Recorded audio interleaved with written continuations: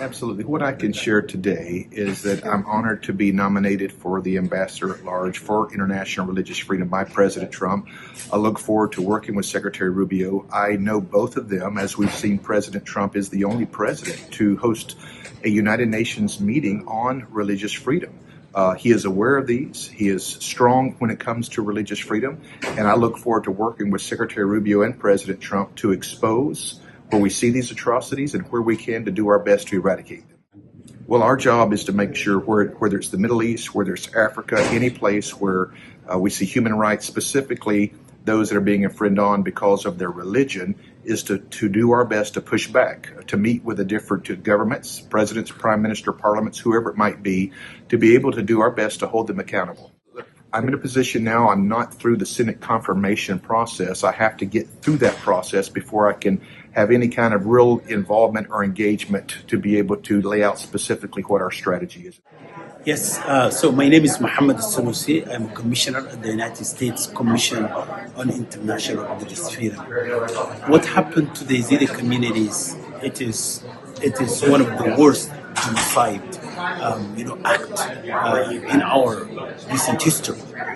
So the international community is definitely recognizes the genocide that happened to the Yazidi communities.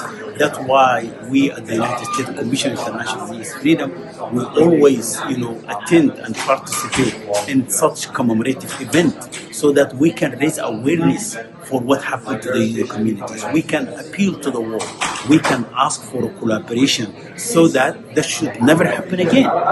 And most importantly, we have to also advocate for the Yazidi community that are still continue to suffer from what happened. There is still more than 2,500 missing communities from the Yazidi communities. We need to advocate and find the best way how we can actually reunite those communities. We just heard the story of a young lady from the Yazidi communities. She appealed to all of us in the room. Her mother, her sisters are still not with her. Just imagine that.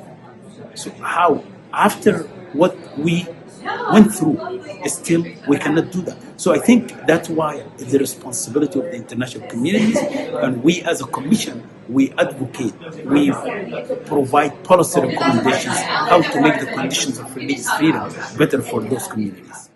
I think it's very important there are some progresses being made in the Kurdistan Iraq, in the Kurdistan region, in terms of religious freedom for everyone living in that region. But I always say, we're not, nobody is perfect, right? So there is still work need to be done. But there are some progress that we recognize that and we appreciate it. But it's still, we need to do more. We need to do more. So that because we look into religious freedom for everyone, everywhere, all the time is so critical, even for the prosperity and progress and the success of Kurdistan and Iraq. Thank you. Sure. I'm Nadine Mayenza. I'm the co-chair of the International Religious Freedom Roundtable and former chair of the U.S. Commission on International Religious Freedom. I'm here really to stand with the Yazidi community who have been the victim of so many genocides and of course are still struggling to recover from the ISIS genocide in 2014. Hardly anything has changed on the ground in Sinjar and still over 200,000 are displaced. So there's so much need for the international community to stand up and stand for the Yazidi people. We appreciate the President's concern about the Yazidi community, and we appreciate the fact that he stands with his community and is willing to be supportive. So of course, we are thankful whenever governments are standing with this community, but really the Iraqi government needs to invest more into Sinjar.